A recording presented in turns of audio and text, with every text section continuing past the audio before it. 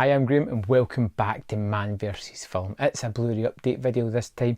Recently I've picked up a lot of 88 films, particularly their Slasher Classics collection, which I think is truly fantastic, and some other movies that I've just picked up that I needed to add to my collection for a little while. So let's dive in to some of the Slasher Classics. In fact, you know what? Split decision, I'm going to change it to the ones that I know absolutely nothing about. So recently picked up Polanski's Macbeth. Take the artist and his problems out of the equation. This is a Criterion movie that I managed to pick up for £5 second-handed, and I thought I'd check it out. No other reason than that. And I don't know if I'm saying this right, but Eureka's Masters of Cinema, and this is Lubitsch in Berlin, which is 6 films by Ernest Lubitsch from 1918 to 1921. Most of my Master Cinema collection, I've got most of them, so a couple of stragglers that I'm picking up at really good prices, and I picked this up for £13, which was way below where it came out at when it originally came out, and still one of the cheapest prices that I've found on the net. For some reason, I picked this up a while ago and forgot to talk about it. I did a review recently, and it is The House on Sorority Row. Got this direct from 88 Films, which is why I've got the cool slipcover, which is very different from the standard case there. And this was a movie that really surprised me. I'm used to typical slasher stuff, used to the typical 80s stuff that you get, and this was a little bit different. It was fun. It played with the constraints of a typical slasher movie.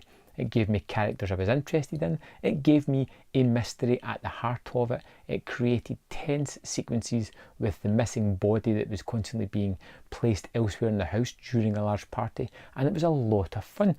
It's one that I'm going to revisit again and again, I think, because as the 80s movies go, some of them are pretty rubbish and you don't go back to. This is one that I will go back to again and again.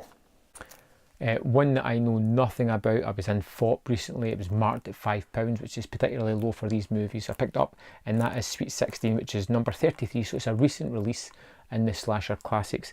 And I know this one is based all around a mystery.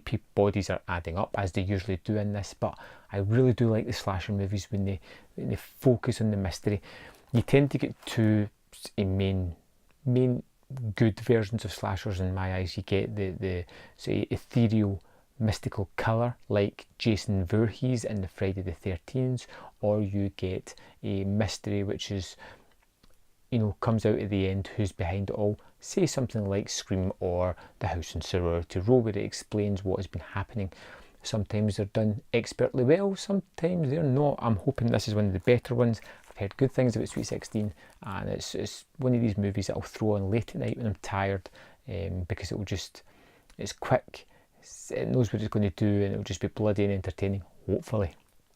One that I was a little bit unsure about, number 29 in the Slasher Classics, and that is Luther the Greek. Again, picked this up from 88 Films because it's got the slipcase still with it. And this was one that just, it doesn't look great for the cover. From what I read at the back, it's about somebody that worked in a carnival, gets metal teeth, kills people by biting them. But I checked out the trailer and it looked actually kind of interesting. It still focuses on the gore, focuses on the weirdness.